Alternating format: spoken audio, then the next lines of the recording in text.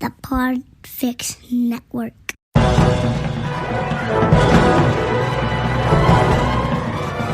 Hello and welcome to episode 240 of the Filmmakers podcast. This is a podcast where we talk filmmaking, from indie film to studio films and everything in between. How to get them made, how to make them, and how to try not to F it up, in our very, very humble opinion.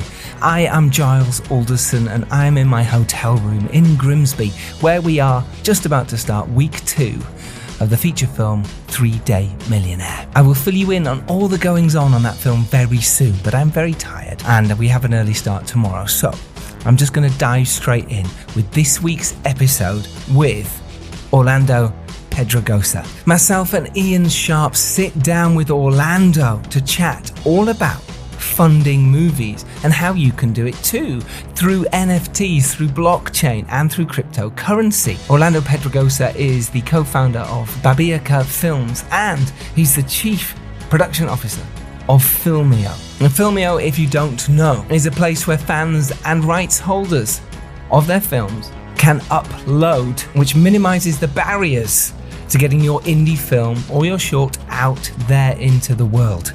Orlando has been involved in numerous high-profile films such as Cold Skin, Goya's Ghosts and A Good Woman, and he's worked for international productions providing production services for directors such as Steven Spielberg, Ridley Scott, David Lean, and he's worked on classics such as James Bond, Indiana Jones and The Last Crusade and Black Mirror on Netflix. We chatted all about how Orlando got into filmmaking, how he met Arnold Schwarzenegger, how he went from associate producer to exec producer, and NFTs, non-fungible tokens. We talk deeply about what they are and what blockchain is, and cryptocurrency and how it can help you, lovely listeners, as filmmakers. We also dive into the finance side, how you sell to buyers, sales agents, what MGs are, how you deal with banks, and completion bonds. It is a masterclass in everything you need to know about crypto, about NFTs, and about financing your film. Before we get to that, we have a shout out to Lindsay Fraser. She's fantastic and a good friend of mine, wonderful actress and producer, and her latest film, Liverpool Ferry, has just been released on Omletto. Omletto is a really cool site where you can watch some really cool short films. The link is in the show notes. I would suggest watching this film. It shows you how a short should be done. It's brilliant. Check out the link, it's free. Shout out to you, Lindsay, and do go follow her and support in any way you can. Also, join us on Patreon. Why not? We have some new bonus material on there for you, even more amazing insights and facts about how you can go make your films. So why not come and support this podcast even more? Why not come learn even more? Let's get to it. This is our episode of the Filmmakers podcast with myself and the wonderful Ian Sharp with our guest, Orlando Pedregosa. Enjoy. Orlando, how are you doing? So nice to meet you. Very nice meeting you too. I'm actually in La Rochelle, in the north of France. Have you been developing stuff while you're there? Been working on stuff, projects, etc.? We got on at the moment actually some international services, for HBO and Fox. Very nice. Yeah. So, but at the same time, I think Filmio is giving me a lot of work, because there are lots of opportunities, Well, let's talk about Filmio first, then, since you bring it. Why not? Let's dive straight into this brilliant platform. You set this up, right? Oh, you're vice president anyway, but did you set this up as with the team to start up a new platform? Talk us through Filmio for our listeners who don't know. Sure. Filmio basically is a platform, a decentralized platform, which brings investors, creators, and fans together. So basically, what happens is that fans, come into the platform and validate the projects that should be financed or produced, or like I say, in a tokenized ecosystem, where they get rewarded, for basically working and sharing and so on. At the same time, what there is there'll be a bunch of tools, like a suite of tools from third parties, where you can schedule, where you can, budget, and then obviously access, what everybody wants, in filmmaking, to get the projects financed, So that's what film is. Yeah. That's great. So basically you're trying to create an entire ecosystem from concept to distribution, but completely decentralized. Am I right in saying then the only ownership is with the rights holders and the fans? Is that correct? What usually happens in blockchain is that you tend to say, okay, well, now I'm the producer, I make the project and I'll sell it, straight, to the streamer or to the viewer. Having said this, lots of projects, especially from emerging talent, have got great difficulties in getting made, and we want to sort of minimize, these barriers. At the same time, give them access, to finance, by giving them tools, return on investment tools, and data basically, so that they can de-risk the investors that invest in these projects. I've been in crypto now for 2017. That's when there was a bit of a bubble, and then it popped, and then it started to build up again. But already then, the NFTs and various other mechanisms of generating ownership for everyone, the ownership economy for decentralized. I know I'm using big words here, and I can explain it a bit further if anyone wants to know that. But it's just an open market, and it takes away all gatekeepers. And for whatever platform that works, and hopefully it's Filmio, then it is potentially a game changer for the entire film ecosystem.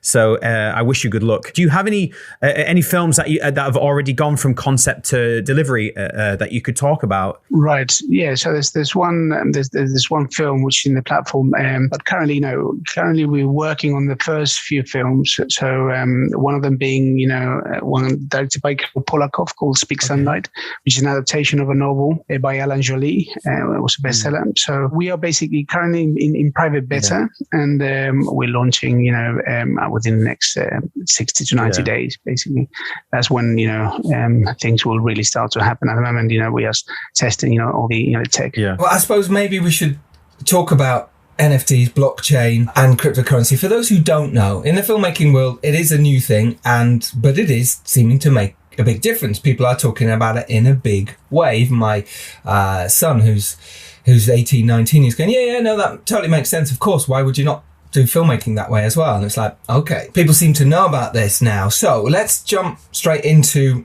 what it all is, and then let's jump into the platform and how people can get on there, how films get made this way. It'd be really interesting to know. So I suppose let's talk first of all about cryptocurrency, for instance. Let's just give an overview of that, Orlando, Ian, between you, about what it is, so that our listeners totally understand it. I think at the end of the day, crypto is, like a decentralized ledger, where all information is stored, and in essence, the different nodes validating the transactions. So, it's a very, good way of providing an immutable and transparent way of transmitting, information and value, basically. In filmmaking, is obviously very interesting, from the point of rights management and protection, right? Because at the end of the day, you can only, let's say, you're a producer and you license the film, to a distributor, in the Balkans, Serbia, for instance. That you've already licensed that, the transaction is being validated by the nodes, and you license the film to that distributor, but you won't be able to do it again, right? To a different distributor, right? So in essence, it kind of protects, pretty much everybody involved in the filmmaking process.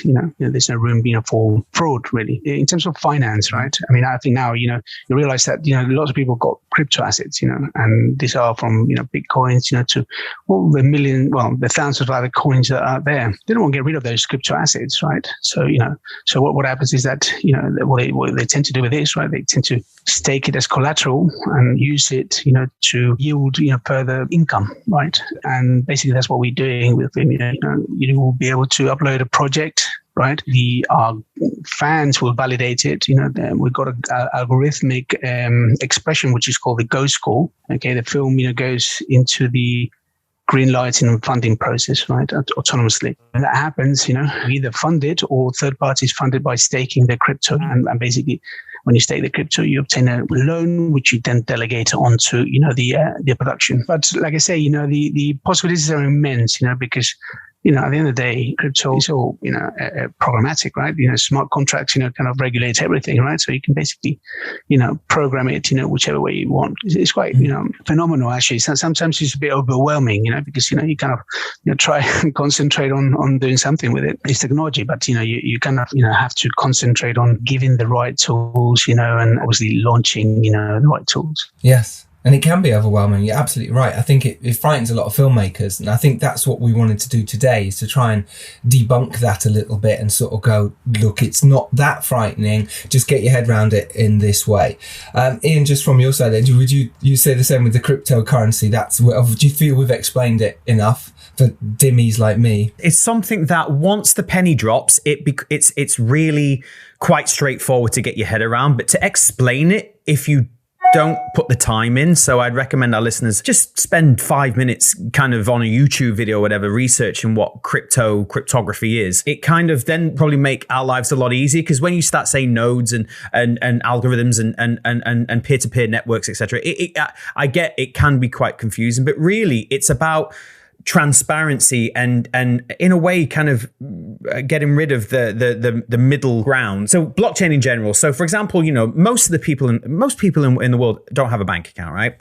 And they go to these kind of Western Union money transfers or whatever, and they've made these migrant workers or whatever, they've earned $100, and then they send this currency over to their family in I don't know, India or wherever, and these Western Unions whatever can take up to 30% of that. So that's $30 out of their for a very simple transaction that takes seconds. Well, with cryptography, it basically that takes away the Western Union transfer or whatever. They can literally, as long as someone on the other end of the world or wherever they're sending their money to, or data or film or project or IP, whatever, they can send it instant for like a fraction, like 0.00001% or whatever, on the dollar. So, you're saving a huge amount of resource and time and costs or whatever. And that's the same with like a film. It's just digits and ones and zeros and whatnot, right? And you're sending that information all around the world, that film all around the world. And you can track where it's being watched. You can start collecting revenue from literally, you're not waiting for cost reports and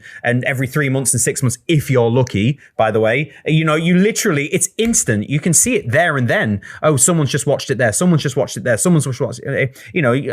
So imagine that like by 100,000 times. And that money's going straight into the rights holders' bank account, then going through 3 months, 6 months, 3 years, whatever it takes to get your fund back. So if you're an investor like myself, that's really attractive. So it's not just money, it's data, it's value, like Orlando's already touched on. It's so endless what you can do with the technology. But I appreciate, it's new, and although it's been around since 2009 now, whatever, it's still, it's a lot to understand. But I promise you, like film people or whatever, it will be relevant in our industry. It already is. The fact that we're having this conversation with a really established filmmaker, it just goes to show that it's coming. It might not be tomorrow or whatever. It might be the next 10 years, but it's something like, it's all about ownership, right? And that's what cryptography does. It takes away that kind of like that third party. It's interesting what you make about basically paying out proceeds of a film immediately and transparently and so on. Yeah, it's really cool for an investor, obviously.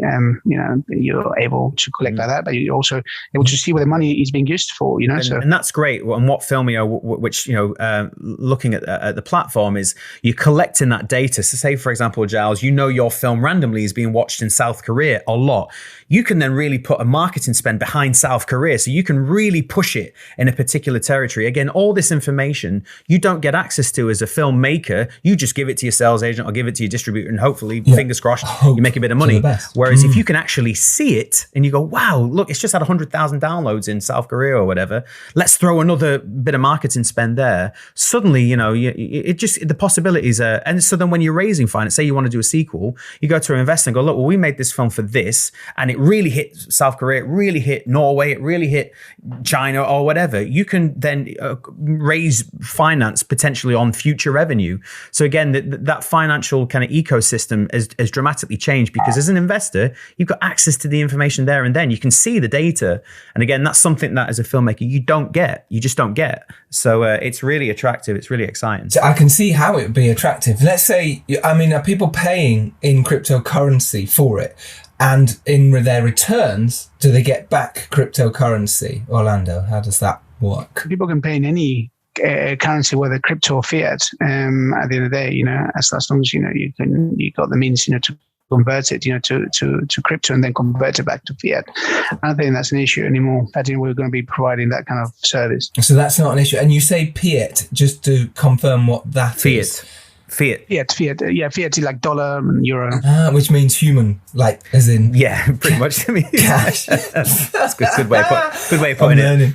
I'm learning. Okay, so it is absolutely fascinating. I do find all this really interesting. How easy is it to speak to investors about, like, say, Ian, yourself, you're going, oh no, this is great. I want to do this route, and you are doing this route. Orlando, for you, is it a case of, do you have to pitch to investors on stuff like this? And when someone's got their film project there, how do they put their money in? Is it easier to say, oh, just turn it into crypto? Is that an easier sell now or not? Well, I think they're all, coming to understand the technology. For instance, I can just give you the example of, the current film we're raising money for, which is, this movie Speak Sunlight. And basically, so we spoke to, a wealth manager there in the US, and, he was, basically it's a 4 million, euro project, pretty much. And, we asked basically, the wealth manager to put up as collateral on behalf of the producers 1 million, right?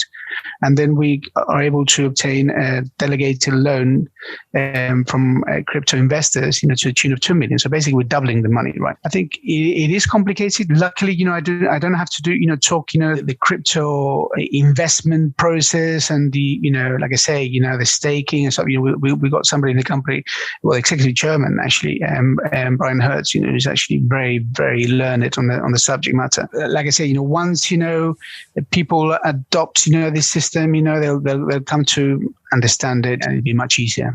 But yeah, it's not as straightforward. It's definitely getting more and more popular. It's you look on just Twitter trends, it's always either Bitcoin or Ethereum or whatnot, Elon Musk, Dogecoin or whatever. So clearly in the public awareness, the consciousness, the crypto and is definitely becoming more and more mainstream, but adoption is a different thing. We're still very, very, very, very early. If Filmio breaks through and it's the pioneer in that space, then it could be potentially absolutely a game changer in that sense. So it's worth the risk, it's worth, and the fact that as well, what's really smart about Filmio is from what I've gathered is you're validating the project with the fans to begin with. If the project isn't getting any traction from the fans already, it's like crowdfunding, right? If someone's not interested in it, it's not going to get made anyway. So that's really clever. Or if it does, it won't be as successful because already there's not that much demand for it. Obviously, you've got to get it in front of the right people. But just going to the point of like investors, in a small amount of time, it might seem like a lot, but 2017 wasn't that long ago.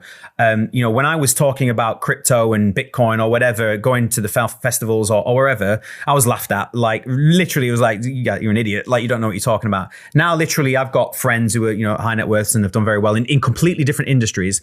And they're all involved in crypto. It's getting there, but it's still, a long way to go yet, for sure. Yeah, no, but what you mentioned before about having that microscopic view of your clientele, your viewers, and so on, on a worldwide basis, and it's incredible on a global basis.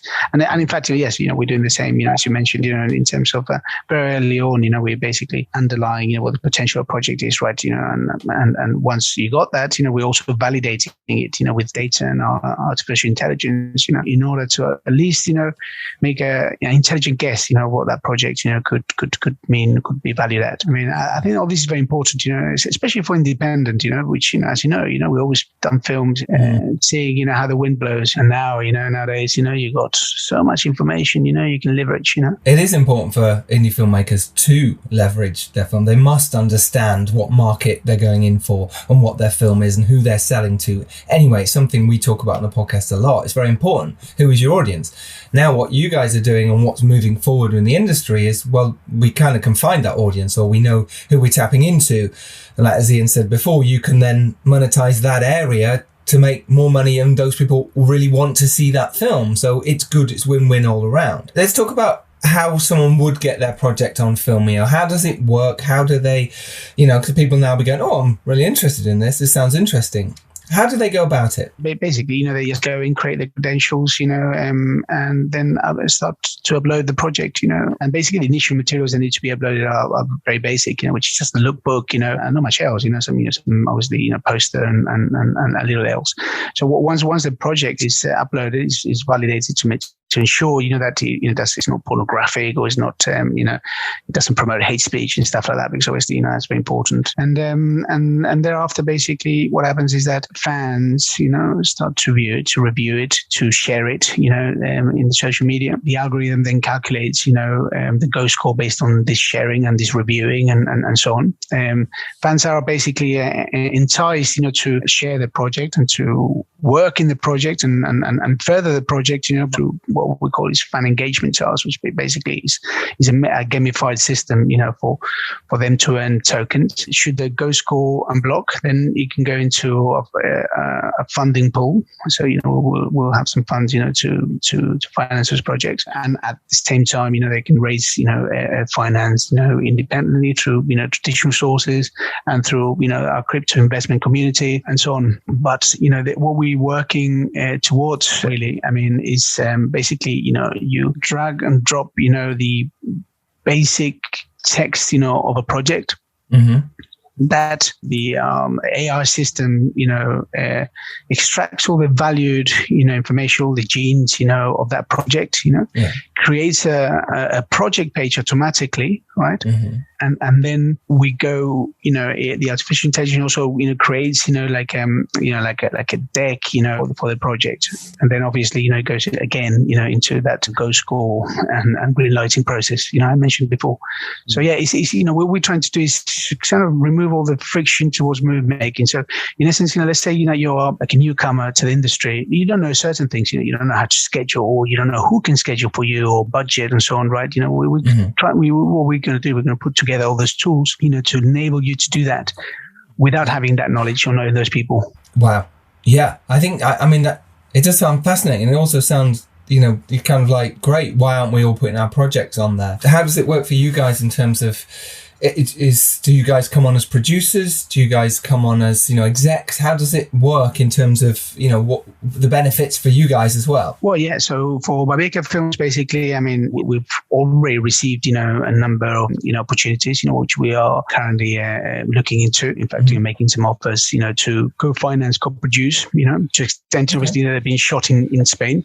But, at the end of the day, this is a platform for all producers. So, I'm kind of competing against, all other, producers. So, it's really a matter of, who gets there first, sees the project on the platform and grabs it, and makes a deal, basically. It's all about, opportunity, really. And is budget something, like you mentioned earlier, sometimes they might not know how to schedule a budget, filmmakers, and you can help them with that. But does it help if they have more information? Does it help if they do have a director's reel of the film, like a rip reel, and if they have mood boards, or if they have storyboards, and if they have budgets? Certainly. The more information you have of the project, the more that is presented, it's got better chances, and ultimately, people are going to, become, aware, that, this is the case, right? The project being financed, the projects, that better package, as such, and, they'll get better. And, but, the main thing is that, they'll find the resources, in Filmio, and that,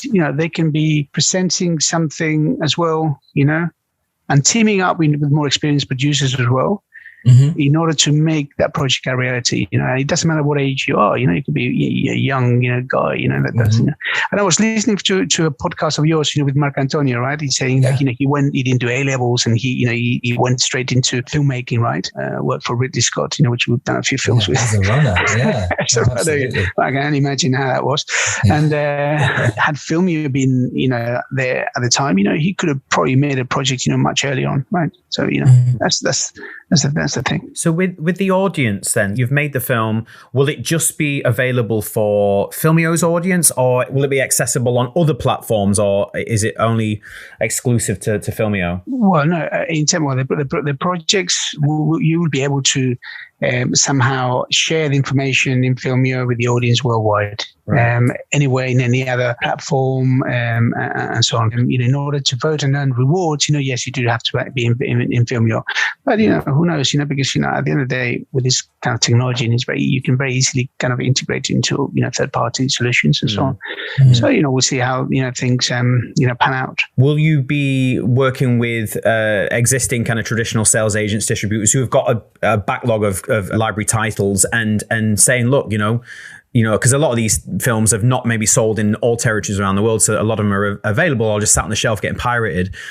Even would you consider working with them, or are you working with them to kind of take this backlog of films already, put them on the platform and start monetizing straight away? Yeah, sure. Yeah, of course. That's also available through Filmio, but they're all already out there. Quite very good solutions. In blockchain. Like Volu or Blockchain, for instance. I think we're more kind of in the more than distribution side. We're more in kind of the development, production, finance side. Okay. So yeah, sure. Should we partner? Yeah, we can partner with anybody, right? At the end of the day, he's trying to squeeze the most value out of any given project and give the opportunity or the best opportunity to have a filmmaker, really. I mean, that's kind of, the high level thing, about Filmio. Very nice. That's good. And just to confirm, because I'm still slightly unsure in terms of the blockchain, the difference between crypto and blockchain for me is still quite confusing. I'm still a little bit like, can you just get my head around it? Blockchain is the technology. It's like, it's blocks of information that are consistently being validated by nodes, which is basically thousands and millions of computers around the world that are validating that transaction, and it's put on a chain of information, and it's continuous, and it's always there, transparent. You can go back and see it forever. You can't mess with it, you can't tamper with it or whatever. It's just it's a ledger, of information. Crypto is the mathematical kind of like framework, but basically, there's the terminology there. But like Bitcoin is obviously Ethereum and some of these other more mainstream coins. They're known as crypto, but blockchain is really the protocol behind it all. Got you. Okay, that makes more sense to me now. Well, it's a little bit like chain of title in a way. And let's say you've taken your film and you've got the chain of title, as you should all do, screenwriter producers out there, is have your own chain of title. So when you then do partner with someone else, that chain of title's there forever. So you might go work with, let's make up Ridley Scott for a minute, and they go, no, we don't want it anymore. And then you go work with someone else. Now that chain of title will constantly be now with Ridley Scott, back to you, now with whoever else, back to you. Is it a bit like that with blockchain? Is it a bit like all the information is stored in a certain area? In a smart contract, Yeah, in a contract, and then it just keeps growing as it evolves. It's updated constantly, right? Okay. As right. Like I say, as you license or you sign, the rights, to one another, basically that information is updated on the next block of in the blockchain. You always have, a view of what's going on, who's got the rights. Amazing. Well, let's talk about NFTs, just so that people can understand. It'd be really nice for people to go, okay, what are they? How does it work in terms of the filmmaking world? Because I think it's a great thing. I think it's a really fun sort of, the fact that you can take a piece of film footage, an outtake of something, and someone can own that virtually.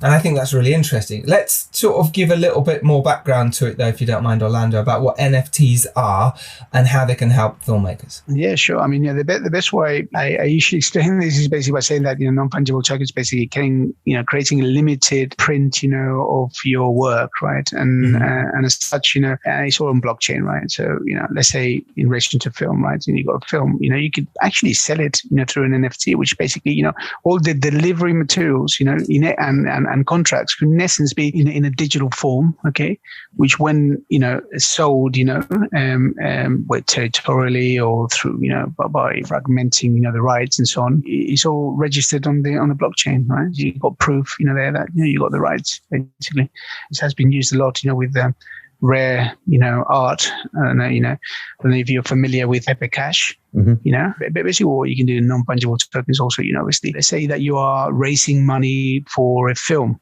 and in order to attract potential investors to the film, you want to create certain artwork and certain rights or services or to do things within that film. Let's say you want to give your fans the ability to decide on what the name of the character is in the film. Okay, well, you could, in essence, be allowing, all these fans, to contribute, to the project through non-fungible tokens. Yeah, just add to that, guys. So, fungible. So, for example, a dollar is fungible. A dollar to me is worth $1 to you, Giles. Whereas something, in like cryptography, a Satoshi, a piece of Bitcoin, one Satoshi is worth one Satoshi in China or US or whatever. Whereas with non-fungible, it's the value is derived by the buyer. So, there was a piece of artwork, I think, went for something like $60 million through Christie's, I think it was. I'm not sure the artist, but like that was a piece of digital art, a one-off, which somebody thought was a value of $60 million. And what's really exciting about what Orlando's touched on, again, the whole crypto space is, and you'll hear this a lot, ownership economy. So people like to own cool shit and something like that, which is a one-off piece, it is amazing. And you can say to your friends, look what I've got. It's a digital print of like the original Rocky poster, or maybe Orlando's new movies where they've got like a digital poster or piece of artwork or a script or whatever. It's a one-off that you can but the good thing is say if that individual wants to kind of like sell it on or some reprints or whatever, then the original IP holder who created that piece of property can be compensated, forever. So imagine, you have the original poster of, say, I don't know, whatever movie's next, and someone goes, oh, I really want a print of that. You can go on a platform and buy number 2, number 3, number 4, number 1,000,000, and so if you're the designer of that piece of artwork or you're the filmmaker of that piece of content, I think Kings of Leon did an album not that long ago, you're receiving revenue for that piece of material forever, as long as there's a demand for it. So that's just really cool. But people, we want to have a one-off thing. We want to be the original owner of this, or hence that's why we buy artwork that's just the red dot or whatever we want, because we say, oh, look what we've got. We've got access to to that. We want to be collectors, don't we? I mean, we want to be part of something, and basically just making people part of something or owning something, like you mentioned, which is really cool. I mean, another example is the NBA Top Shots, right? That's very cool. Yeah. Owning those, epic moments, of, like a slam dunk or something. That's really cool. Yeah. So you'd own that footage and no one else could then use it without your say so. Is that right? So let's say I got an outtake of Marilyn Monroe from Some Like It Hot. It's now digital print that obviously that was shot on film. So let's say they digitized it, but anyway, you know what I mean? And I own that. Now, if anyone wants to play that, do they have to pay me? They go through me, because there's obviously other copies. Yeah, correct. Right. You own it. Yeah, okay. yeah. But obviously, it needs to clearly set out. Obviously, what you don't want to do in a film is once you've sold that piece, not to be able to sort of synchronize it with the film. Obviously, of course, yeah, it has to be an outtake for sure. Yeah, you won't want your real film because now you don't own a piece of your own film, which is kind of what investors are, I suppose. Yeah, it could happen. yeah, it could happen. But how did you get into all this then, Orlando? Let's jump back a little bit about you, because you have produced some great movies, over your time as well. Paramedic is brilliant. It's really cool. You exec produced that, Cold Skin in 2017.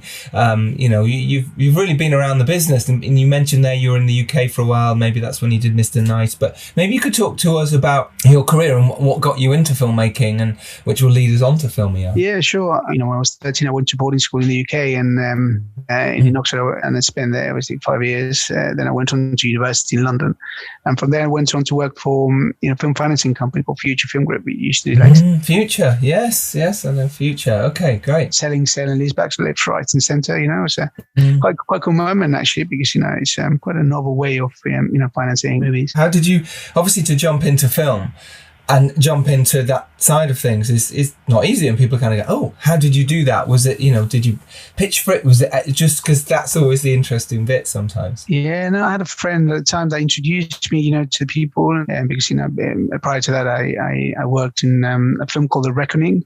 Yes. Yes, in the art department, and as a runner, basically my family is in the film industry. My grandfather was a producer, he was a producer with Apple Films. He set up Apple Films, And he did films like Cuba and Robin and Mary, and good friends with Sean Connery. Really? Wow. Yeah. Okay. And cool. and then my mother became a producer. So right. and my uncle is a DOP. He's done kind of James Bonds and stuff. And from the Spanish side, my father is a stunt coordinator. He did Mission and Conan and worked in Rambo. Which was this when you met Arnold Schwarzenegger, right? Yeah. Well, yes. Yeah. No, I think it was at the time he did Conan. Yeah, that's right. How was that? Must have been amazing. How old were you when you met Arnold Schwarzenegger? I was 13, something like that.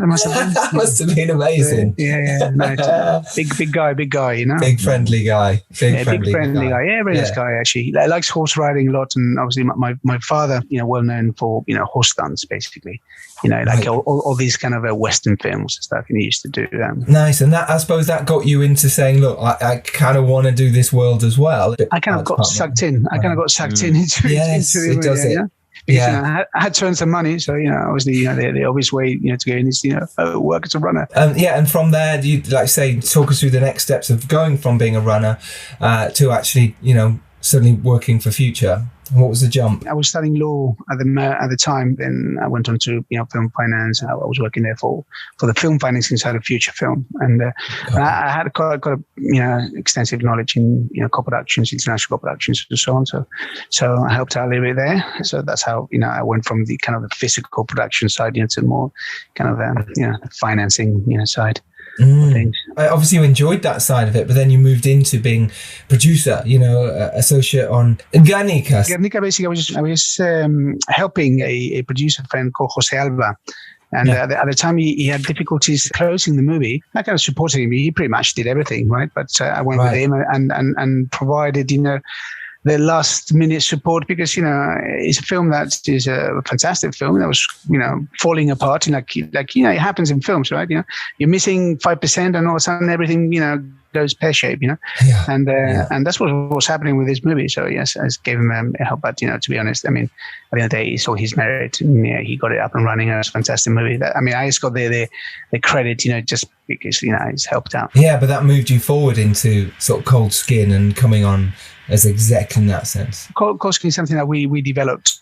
It was our own production. Well, it's Xavier Jean, he's amazing. He's a brilliant director. I've liked him for a long time. His work, Frontiers, The Divide, Cell is an amazing movie. Yeah, no, it's good that those films. No, they are great films. Yeah, and he obviously was directing Gangs of London as well, right? And quite recently. Yeah, no, he's a very talented guy, especially in action movies, and action TV series. He's really, really talented. Yeah, and Cold Skin had Ray Stevenson in it, David Oakes. Let's talk about the complications of financing an indie film, whether it's up to 10 million, we still call them indie films if it's not a studio. So how... the difference between Filmio and this, but let's talk about film financing of a normal kind, as we know how it does. Like you say there's so many people involved. When you were doing that, can you just talk us through that process of sort of you being that financier, you being involved in bringing the finance together in the business side? Be really interesting. Sure. I mean, at the end of the day, it all starts, when Cold Skin, for instance, that's our own production, right? So, obviously, you have to finance the development, and then you're in development for ages. You're for ages, and, the kind of premium is not aligned, for how long, you're developing for, right? You develop it, you got a screenplay, and then you have to sell it endlessly, to people, to potential buyers, distributors, sales agents that might, put a bit of money like minimum guarantee against, rest of the world rights and so on. And then you obviously, you go to bank, and the banks and the rest of the finance want a completion bonder. The completion bonder never closes, or never bonds, until you're well into the production. So, you don't know really much who's taking the risk, whether the completion bonder or the producer. So too many pieces, too many moving pieces, all at once, right? I finance the whole thing, and I can finance the whole thing, through the crowd. This is Filmio basically. So, I just need so much money to make my film. Yes, I can, put in a certain amount of collateral, right? But if I put 2 million, right, or let's say 4 million, right? Let's say Cold Skin, right? So €8 million movie.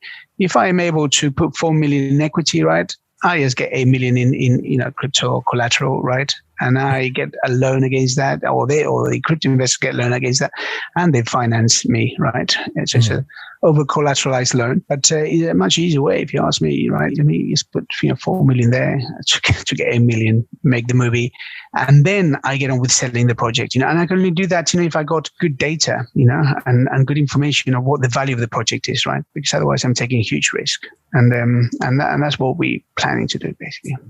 Yeah. To risk that process with all that data with blockchain. Totally. Minimize that risk. A microscopic view, what the audience is, basically. So that's interesting there, that you have financiers behind the scenes as well that are willing to take that risk. Yeah, basically. This is just one of the Filmio. Obviously, there's the traditional way of doing things, and where you don't have equity to put up as collateral, right? And then you'll be able to finance it just the same way.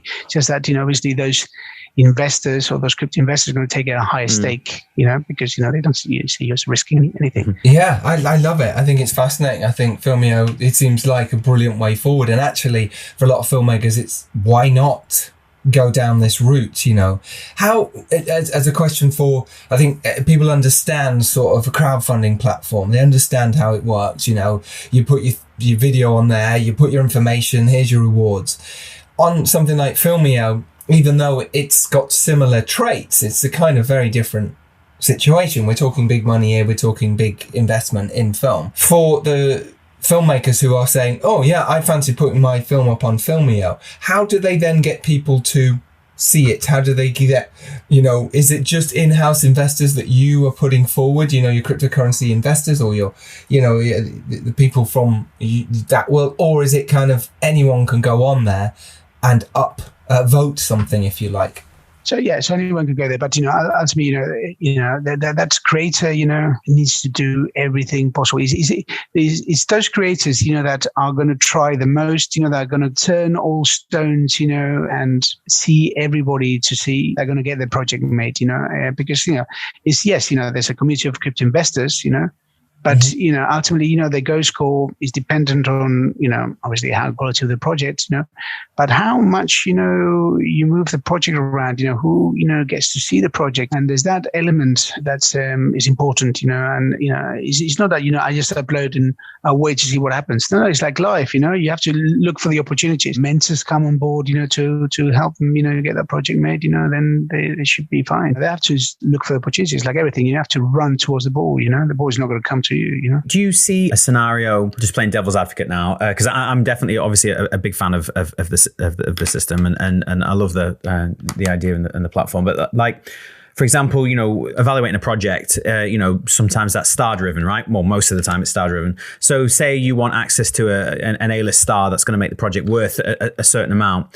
Agents are probably going to want to know if the film's fully financed. And if it's not, then do you not see a scenario where they don't want you to put their star's name on a project that is effectively looking for finance?